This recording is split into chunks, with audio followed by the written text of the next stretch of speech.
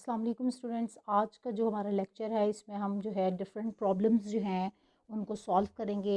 Different problems यानी कि आपको जो है हम इस लेक्चर में आप देखेंगे कि किस तरह से आप जो है नंबर ऑफ़ मॉलिक्यूल्स जो हैं किसी भी कंपाउंड में, number of molecules of a compound आप कैलकुलेट कर सकते हैं। इसी तरह नंबर ऑफ़ इंडिविजुअल एटम्स, किसी भी कंपाउंड में कितने number of individual atoms present हैं वो भी आप इस लेक्चर में जो है वो देखेंगे, उसको भी कैलकुलेट करना आपको आ जाएगा। इसके अलावा जो है टोटल नंबर ऑफ़ एटम्स जो किसी भी कंपाउंड में कितने टोटल नंबर ऑफ़ एटम्स जो हैं वो प्रेजेंट है उसको भी हम डिटर्मिन करेंगे। और इसके अलावा जो है number of covalent bonds present in a sample, इसको भी आप जो है कैलकुलेट करना सीखेंगे। तो स्टूडेंट्स हम स्टार्ट लेते हैं। सबसे पहले जो है हम number of molecules of a compound इसकी बात करते हैं, तो हम किस तरह से इसको कैलकुलेट करेंगे। तो हम स्टार्ट लेते हैं। सबसे फर्स्ट जो हमने कैलकुलेट करना है that is number of molecules of a compound. तो स्टूडेंट्स हम हमेशा जैसे कि मैं आपको डिस्कस करती हूँ कि हर चीज़ जो भी आप कैलकुलेट करना चाहते हैं तो आप क्या करें कि एग्ज़ाम्पल जो है वो बेस्ट वे होता है अंडरस्टैंडिंग के लिए। तो आपने क्या किया कि सबसे पहले मैं एग्ज़ाम्पल ले लेती हूँ। इस एग्ज़ाम्पल में जो है हम ये सारी जो है कैलकुलेशंस हम करेंगे ताकि जो है आपको कंप्लीट कॉन्सेप्ट एक ही एग्ज़ाम्पल के थ्रू समझ आ जाए। तो हमारे पास एग्ज़ाम्पल है, हम ले रहे हैं प्रॉब्लम जो हमारे पास that is how many molecules of water are there in 10 grams of ice. तो अगर आपके पास 10 ग्राम्स ऑफ आइस आपको गिवन है तो उसके अंदर आपने number of molecules of water जो है वो कैलकुलेट करने हैं। इसके अलावा also calculate number of atoms of hydrogen and oxygen separately. इसका मतलब यानी कि सेकंड स्टेप जैसे कि नंबर ऑफ़ इंडिविजुअल एटम्स यानी कि hydrogen atoms and oxygen atoms जो हैं, इंडिविजुअल एटम्स भी आप इसमें डिटर्मिन कर सकेंगे। और थर्ड जो थिंग है वो ये है कि total number of atoms, total number of atoms में आ जाएंगे आपके पास हाइड्रोजन एंड ऑक्सीजन एटम्स, तो इनको भी आपने कैलकुलेट करना है। तो आपका थर्ड का जो क्वेश्चन है, थर्ड यानी कि कैलकुलेशन है वो भी सॉल्व हो जाएगी। और fourth one that is number of covalent bonds, तो वो भी आप देख लें कि and covalent bonds present in a sample. तो यानी कि ये एक एग्जांपल है जिसके थ्रू मैं आपको ये चारों जो है कैलकुलेशंस हम करेंगे। Number of molecules of compound, number of individual atoms present in a compound, इस तरह से थर्ड जो है total number of atoms present in a compound, and the fourth one is number of covalent bonds present in a sample. तो students सबसे पहले जो है हमारी जो फर्स्ट स्टेप मैंने भी कहा कि आपको number of molecules of compound हम इसको कैलकुलेट करेंगे। तो हम इसी से स्टार्ट लेते हैं। जैसे कि आपके इस एग्जांपल में भी है कि how many molecules of water are there in 10 grams of ice. तो अब हम इसको स्टार्ट करते हैं। तो स्टार्ट करने के लिए स्टूडेंट्स सबसे पहले मैंने आपको प्रीवियस उसमें एक एग्ज़ाम्पल भी दी थी कि how to calculate number of molecules of compound. अगर आपने नंबर ऑफ़ मॉलिक्यूल्स कंपाउंड में कैलकुलेट करने हैं किसी भी कंपाउंड में, तो आपने क्या करना है, जस्ट आपने सबसे पहले फार्मूला अप्लाई करना है। तो वो फार्मूला जो है कैलकुलेट करने के लिए, नंबर ऑफ़ मॉलिक्यूल्स को कैलकुलेट करने के लिए किसी भी कंपाउंड में, तो वो आप यूज़ करते हैं that is mass of the compound divided by molecular mass multiply by Avogadro's number of particles. तो स्टूडेंट्स हमने ये फार्मूला अप्लाई करना है और इसके थ्रू जो है हमने नंबर ऑफ़ वाटर मॉलिक्यूल्स जो है, number of molecules of water जो है हमने देखने हैं कि 10 ग्राम्स ऑफ आइस में कितने वाटर मॉलिक्यूल्स अवेलेबल हैं, प्रेजेंट है number of molecules of water.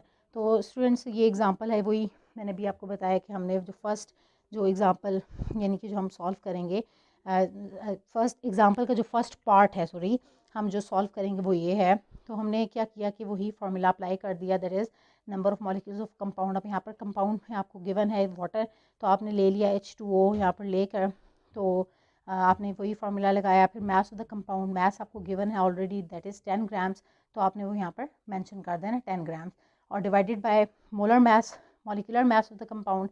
तो मॉलिक्यूलर मास आपको पता है कि कैलकुलेट कैसे करते हैं। अगर नहीं भी पता तो आप जो है दोबारा से आप इसको देख लें कि हाइड्रोजन है यहाँ पर दो, तो दो हाइड्रोजन हो गए, और मास जो है इसका वो आपको पता है, हाइड्रोजन का एटॉमिक मास जो है वो इसका 1 है, तो हमने इसको मेंशन कर दिया 1, प्लस साथ में जो है ऑक्सीजन एटम है, तो इसका भी एटॉमिक मास 16 है। तो ये जो आप कैलकुलेट करेंगे तो 2 1 ज़ा 2 प्लस 16, तो ये 18 ग्राम्स पर मोल हो गया। मोलर मास की यूनिट क्या है, ग्राम्स पर मोल, तो हमने ये मेंशन कर दी।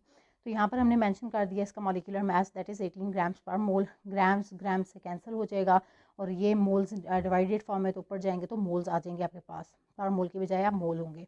तो ये जब आप इसको डिवाइड करेंगे 10 डिवाइड बाई 18 तो ये आपके पास रिजल्ट आता है 0.55 और इसको फिर एवोगैड्रोस नंबर ऑफ पार्टिकल्स के साथ मल्टीप्लाई करेंगे दैट इज़ 6.02 इंटू 10⁻23। तो आपके पास जो रिजल्टेंट वैल्यू आएगी दैट इज़ 3.31 इंटू 10⁻23। तो स्टूडेंट्स ये जो है आपके पास जो फाइनल वैल्यू आई है 3.31 इंटू 10⁻23, तो ये डिनोट कर रही है आपको कि इतने number of molecules of water जो हैं वो प्रेजेंट हैं 10 ग्राम्स ऑफ आइस के अंदर। तो 10 ग्राम्स ऑफ आइस में कितने वाटर मॉलिक्यूल्स प्रेजेंट हैं दैट इज़ 3.31 इंटू 10⁻23। तो स्टूडेंट्स आपने जो फर्स्ट स्टेप था जो हमने कहा कि कैलकुलेट करना है हमने क्या चीज़ number of molecules of a compound, तो हमने जो फर्स्ट स्टेप है दैट इज़ या आपने जो फर्स्ट स्टेप है that is number of molecules of a compound आपने डिटर्मिन कर लिया। और एग्जांपल में भी आपको जैसे में गिवन था कि how many molecules of water are there in 10 grams of ice, तो आपने अभी वो कैलकुलेट किए तो कितने कैलकुलेट किए दैट इज़ 3.31 इंटू 10⁻23। तो स्टूडेंट्स हमने ये डिटर्मिन कर लिया। अब हम मूव करते हैं स्टूडेंट्स सेकेंड वाले पॉइंट की तरफ जो कि हमने अब कैलकुलेट करना है number of individual atoms present in a compound. यानी कि जो आपको कंपाउंड गिवन है उसमें अगर आपने इंडिविजुअल एटम्स कैलकुलेट करने हैं, जैसे कि ये स्टेप है कैलकुलेट नंबर ऑफ़ एटम्स होगी, क्योंकि फर्स्ट स्टेप हमने ये कर लिया, यहाँ तक सॉल्व हो गया, ठीक है। अब हम कह रहे हैं कैलकुलेट करना है number of atoms of hydrogen and oxygen separately, यानी कि इंडिविजुअल एटम्स को हमने डिटर्मिन करना है। तो अब हम इसकी तरफ आते हैं। तो सेकंड स्टेप स्टूडेंट्स अब हम कैलकुलेट करने जा रहे हैं यानी कि number of atoms individual atoms of hydrogen and oxygen atoms जो कि मॉलिक्यूल ऑफ वाटर के अंदर मौजूद हैं। हम यहाँ पर मेंशन में कर देती हूँ सेकंड स्टेप, ठीक है। तो ये तो ऑलरेडी आपको ने भी कैलकुलेट कर लिया है। मैथ आपको आइस का इतना गिवन था 10 grams, molar mass of water जो है आपको आइस का यानी कि दिया गया है 18 ग्राम्स पर मोल, ऑलरेडी जो आप लोगों ने कैलकुलेट कर लिया। और उसके अंदर जो है आपने फर्स्ट स्टेप में number of molecules of water calculate किए थे, वो कितने थे 3.31 इंटू 10⁻23। अब हम सेकंड स्टेप की तरफ मूव कर रहे हैं। तो अब आप देखें इसमें तो as one molecule of water contains hydrogen atoms, अगर आप H2O यहाँ पर मैं मेंशन कर रही हूँ वाटर मॉलिक्यूल, अगर आप इसमें देखें तो इसके अंदर हाइड्रोजन एटम्स कितने हैं, एक मॉलिक्यूल ऑफ वाटर के अंदर 2 हाइड्रोजन एटम्स है, तो आपने यहाँ पर मेंशन कर दिया 2, दैट इज़ इक्विवेलेंट टू 2। तो अगर आपके पास इतने number of molecules of water हैं तो उसके अंदर हाइड्रोजन एटम्स कितने होंगे, तो फिर आपने ये डिटर्मिन करना है। तो आपने क्या किया, यहाँ पर लिख दिया 3.31 into 10⁻23 molecules of water contain hydrogen atoms that is equivalent to 2 से मल्टीप्लाई कर देना आपने यही वैल्यू को। तो इस तरह से जो आपके पास रिजल्टेंट वैल्यू आएगी वो आपके पास आपको पता चल गया कि इतने जो है hydrogen atoms individual hydrogen atoms मौजूद हैं कितने इतने मॉलिक्यूल्स ऑफ वाटर के अंदर। तो वो कितने हैं 6.68 इंटू 10⁻23। इसी तरह स्टूडेंट्स हमने ऑक्सीजन एटम हाइड्रोजन एटम्स जो हैं वो कैलकुलेट कर लिए। अब हम मूव करते हैं ऑक्सीजन एटम्स की तरफ। तो as one molecule of water contains oxygen atoms, oxygen atom इसमें फॉर्मूला में देखें तो एक ऑक्सीजन एटम मौजूद है एक वाटर मॉलिक्यूल के अंदर, तो आपने इसको मेंशन कर दिया 1, ठीक है। इसी तरह आप 3.31 इंटू 10⁻23 मॉलिक्यूल्स ऑफ वाटर के अंदर जो है यानी कि ये जो हमने कैलकुलेट किए थे इतने number of molecules of water अगर हों तो उसके अंदर ऑक्सीजन एटम्स कितने मौजूद हैं, तो आपने क्या करना है कि उसको मल्टीप्लाई कर देना है उसी वैल्यू के साथ। जैसे 1 हमने कैलकुलेट किया हुआ ऑलरेडी, इसको आपने 3.31 इंटू 10⁻23 से मल्टीप्लाई कर देना है। जिस तरह से आपने हाइड्रोजन एटम्स के लिए यहाँ पर 2 यूज़ किया था, 2 से मल्टीप्लाई किया था इसको, और इसको 1 से क्यों कर रहे हैं ये तो आपको रीज़न पता चल गई है, क्योंकि एक मॉलिक्यूल ऑफ वाटर के अंदर 2 हाइड्रोजन एटम्स है तो इसी वजह से इसको 2 से मल्टीप्लाई कर रहे हैं। और एक ऑक्सीजन एटम है तो इसका मतलब यानी कि यहाँ पर हमने इसको 1 से मल्टीप्लाई करना है। और इतने मॉलिक्यूल्स ऑफ वाटर हैं क्योंकि आपने number of molecules of water calculate किए थे जो कि 3.31 इंटू 10⁻23, इसी वजह से हम इसको इससे मल्टीप्लाई कर रहे हैं। तो आपके पास जो रिजल्टेंट वैल्यू आ रही है वो क्या आई 3.31 इंटू 10⁻23। तो आपने students individual hydrogen atoms and individual number of oxygen atoms जो हैं वो कैलकुलेट कर लिए। तो स्टूडेंट्स हमारा जो है सेकंड स्टेप भी कंप्लीट हो गया। अब हम मूव करते हैं स्टेप नंबर 3 की तरफ, जो कि हमने जिसमें कैलकुलेट करना था, क्या कैलकुलेट करना था, total number of atoms of hydrogen and oxygen, ठीक है। मैं यहाँ पर इसको आपको शो भी कर देती हूँ।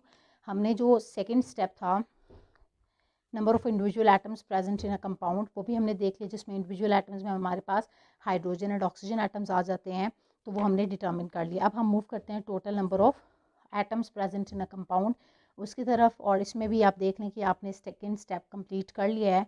Number of individual atoms of hydrogen and oxygen आपने फाइंड आउट कर लिए हैं। अब हम थर्ड स्टेप जो कि हम कैलकुलेट कर रहे हैं टोटल नंबर ऑफ़ एटम्स, तो अब हम उसको देख लेते हैं। तो टोटल नंबर ऑफ़ एटम्स जो हैं इसको अगर आप देखें तो अभी आप लोगों ने कैलकुलेट किया है total number of individual atoms hydrogen के भी और ऑक्सीजन के भी। तो अब हम total number of atoms of hydrogen and oxygen देखें तो आपने क्या करना है, सिंपली क्या करना है कि इनको ऐड कर देना है 6.68 इसी तरह से, क्योंकि ये हाइड्रोजन के एटम्स हैं और ये ऑक्सीजन के एटम्स। तो total number of atoms sum up करेंगे आप 6.68 इंटू 10⁻23 प्लस 3.31 इंटू 10⁻23। जब आप इनको सम अप करेंगे तो आपके पास जो रिजल्टेंट वैल्यू आ रही है दिस इज़ 9.99 इंटू 10⁻23। तो स्टूडेंट्स इस तरह से जो है आपने टोटल नंबर ऑफ़ एटम्स जो हैं ऑफ हाइड्रोजन एंड ऑक्सीजन वो आपने कैलकुलेट कर लिया, जिसकी वैल्यू आपने ये डिटरमिन कर ली है। तो स्टूडेंट्स हमने जो है first step, second and third यानी कि 3 स्टेप्स जो हैं हमने कैलकुलेट कर लिए हैं। अब हम जो है मूव करते हैं अपने फोर्थ स्टेप की तरफ। तो स्टूडेंट्स हमारा जो फोर्थ स्टेप है वो क्या है, नंबर ऑफ़ कोवेलेंट बॉन्ड्स जो कि प्रेजेंट हैं सैंपल में वो हम कैलकुलेट करने जा रहे हैं। तो ये जो है हमने इसको मेंशन कर दिया और एग्जांपल में भी आप देख लें कि यहाँ पर फोर्थ इसका पॉइंट क्या था कि हमने क्या करना है, टोटल नंबर ऑफ़ एटम्स के बाद covalent bonds present in a sample, sample में कितने नंबर ऑफ़ कोवेलेंट बॉन्ड्स हैं वो प्रेजेंट है, इसको भी हम कैलकुलेट करेंगे। तो इसमें जो है सबसे पहले आप लोगों ने क्या करना है कि नंबर ऑफ़ कोवेलेंट बॉन्ड्स के लिए मैं यहाँ पर आपको मैंशन कर देती हूँ। Number of covalent bonds present in a sample, अब आपने इसको डिटरमिन करना है। तो अब आपको पता है स्टूडेंट्स, अगर आप इसका वाटर का फार्मूला देखें, ठीक है, तो ये आपने यहाँ पर इसको मेंशन में कर देती हूँ, दैट इज़ H2O, ठीक है। तो अगर मैं इसको ओपन करके लिखूँ तो मैं इसको इस तरह से शो करती हूँ ये, ठीक है। तो अब जो है आप देखें तो यहाँ पर एक ये कोवेलेंट बॉन्ड प्रेजेंट है, दूसरा ये कोवेलेंट बॉन्ड प्रेजेंट है। इसका मतलब एक वाटर के मॉलिक्यूल के अंदर 2 कोवेलेंट बॉन्ड्स मौजूद हैं, 2 कोवेलेंट बॉन्ड्स प्रेजेंट हैं।